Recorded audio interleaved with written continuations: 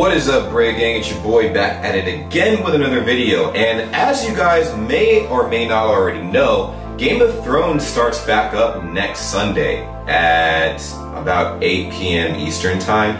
Anyways, everybody's been trying to rush to watch all of the episodes prior to season 8, binging them and stuff at the last minute, which is cool. And then other people want to be able to get the entire synopsis without watching the whole show. So obviously, based on the title and stuff, we're going to be checking out a video that was released a few weeks ago. It's the Game of Thrones recap before season 8 in 3 minutes. Everything you need to know about Game of Thrones in 3 minutes. So if you guys want to get caught up, go ahead, like, comment, subscribe, turn your post notifications. This is from White Animation's channel. He put a lot of effort into this video, so go ahead and like the video on his page as well, the original video, if you want to check it out without my commentary and stuff like that. And let's go ahead and get into this banger. We're also going to be pausing a lot and stuff like that, so we can like kind of talk about what happened throughout the show, what your favorite parts were, this, that, the other. You'll see.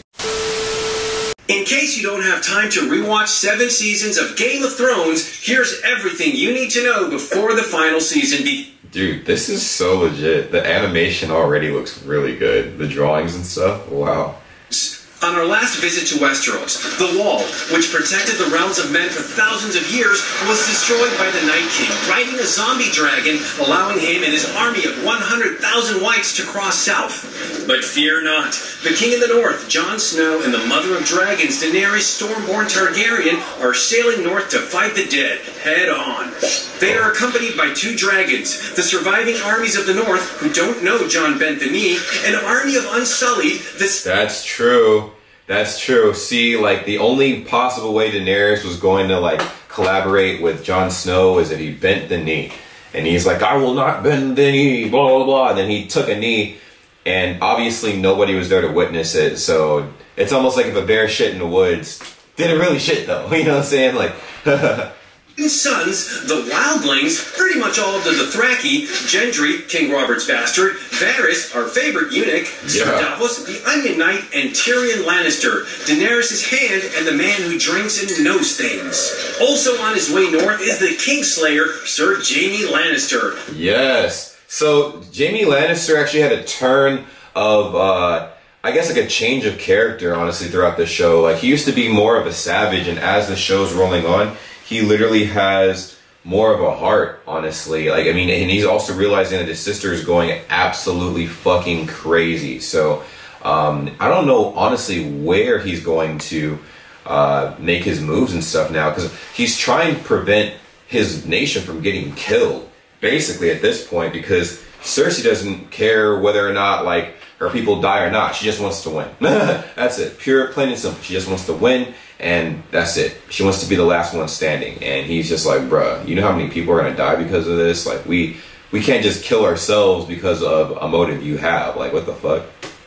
In case you forgot, murdered Dany's father by stabbing him in the back and pushed Jon's brother Bran out of a window. Savage. Yep, that was Jaime Lannister, man. I'm like, did they really push a little ass kid off of like a 5-story building for pretty much? It's like more of like a tree house, but still like a building. What the fuck? He left his sister/lover Cersei after discovering she lied to everyone about agreeing to the truce in Westeros, which was struck to fight the army of the dead.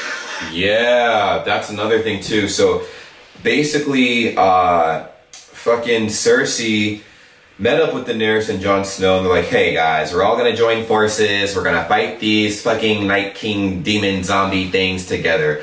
Obviously, they're the White Walkers. So I'm pretty sure they're called the White Walkers, right? Anyways, so they're gonna fight them instead of fighting each other, and then after they resolve everything, they're gonna come together and then fuck each other up. Now, they shook on this and promised not to attack each other during this whole dispute, and then obviously Jon Snow and Daenerys went away happy and honestly kind of oblivious to the fact that Cersei is a conniving motherfucker, and she basically had her fingers crossed the entire time, figuratively speaking. And she's like, fuck that, we're gonna wipe both of them out and then we'll deal with the dead later. But her #1 motive, because she knows Daenerys and Jon Snow are gonna be focused on the White Walkers, she does not give a fuck about taking them out, the White Walkers out. She cares about taking out, you know, Daenerys and Jon Snow and all of their armies and stuff like that. So this will be an interesting turn of events, especially seeing that she has no dragons. So I'm like, how is she gonna win? I mean, obviously there's ways to win, but how? She's staying in King's Landing with a supposed baby on the way, no living children, or any other real family by her side, which might explain her newfound Mad Queen persona. Yeah, dead ass. She is the Mad Queen, easily the Mad Queen. And if she actually is pregnant, because she did say she was pregnant, I feel like she faked that so she can motivate Jaime to go do shit for her, almost like a manipulative move. But if she really is pregnant, that kid's gonna be dead. Like, the kid's gonna die. I mean, because she could die, possibly give birth towards the end of the whole dispute, blah, blah, blah, depending on how long this damn war is. And literally, like, you know, maybe, like, you know, her kid will be the last remaining, like, you know, I guess, piece of her that will carry on the name Lannister, you know, in the future and stuff like that. But I highly doubt that. I feel like she'll die and the kid will die. But my fucked up prediction, I'll give you my prediction at the end. Fighting for her are the dwindling Lannister armies, the Crown Guard, and the biggest human zombie on Earth. Yes, that's the same guy that fought the, I forgot, that was, fucking chick's husband. I forgot her name, but you guys know who it is. It was crazy that she resurrected him, because I'm like, he was already big as fuck, and after he died, she brought him back to life, and he's just a fucking brute. And Euron Greyjoy, who literally and figuratively bent the knee and is now on his way to recruit the 20,000-strong Golden Company from Essos. Damn. Little does he know, his nephew Theon isn't too far behind, trying to save his kidnapped sister Yara. That is going to be an interesting feat, man. Up north in Winterfell, Sansa, the woman who's perhaps been through more than anyone else in the Senate. Yo, literally, Sansa has been through the shitter, and she's completely evolved since the beginning of the show. The beginning of the show, she was very carefree, slightly bougie, and just Sansa, you know? Like, she was very elegant and whatever, but she became a fucking savage towards the end of the show. And rightfully so, because if you've seen her long, lengthy list of boyfriend / ex-husband / lovers, quote unquote, that were not the best for her, they all in some way, shape, or form fucked her over. And, you know, in some cases actually fucked her. So it's really fucked up, man. Super fucked up.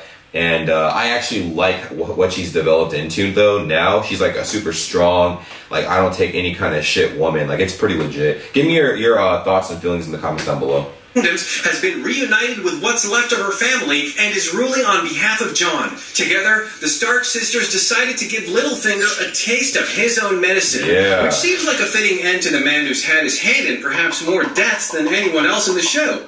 Speaking of the Starks, Arya and her killing list just came back from Braavos, where she honed the art of shape and face shifting, becoming a faceless man.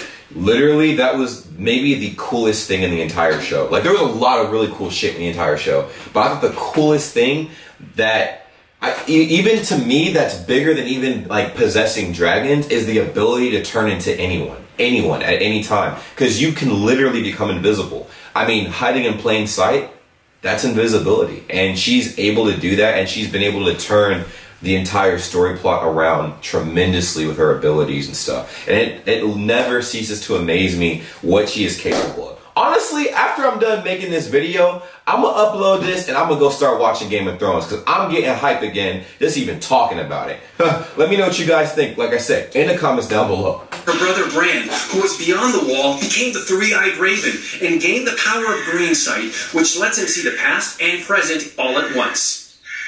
Both of them haven't seen their brother Jon since the first season. Samwell Tarly also finally made his way to Winterfell after spending 7 seasons learning how to beat the White Walkers. Here's the gist. You need one of 3 ingredients: dragon glass, Valyrian steel, or presumably dragon fire. That is going to be interesting. And honestly, since Daenerys has 2 fucking big beastie-ass dragons, that shouldn't be a problem, right?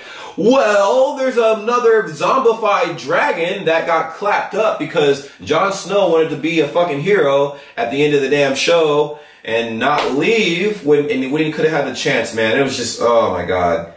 I was so irritated with that, man. I was so irritated. By the way, if you're watching this and you have not seen season 7, I probably should have said at the beginning of the video. It's almost too late now, though.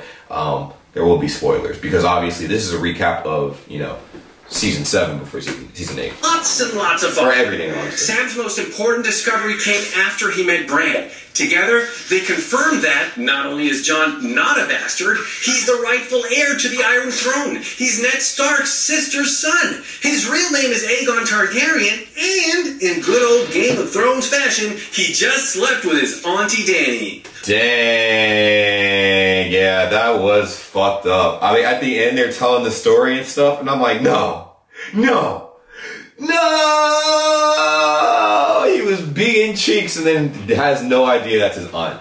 But I don't even think they care back in the day. Like, back in the day, they didn't give a fuck. It didn't matter to them, but still, it's like, what the fuck? He doesn't know that because, you know, he knows nothing. And that is everything you need to know about Game of Thrones before you watch the final season. Just as excited as we are, like, comment, and share, and let us know what you think. Wow, that was fucking awesome. I'm not gonna lie. What did you guys think of that recap? Was it clear, crystal clear, and you guys are fully caught up? Or do you need more explanation? If you do, then I would suggest watching the entire show from the beginning. If not, let me know what your thoughts and feelings are down below, and I will present you with another video sooner than you know. But until the next time I see your beautiful faces again, take care, peace.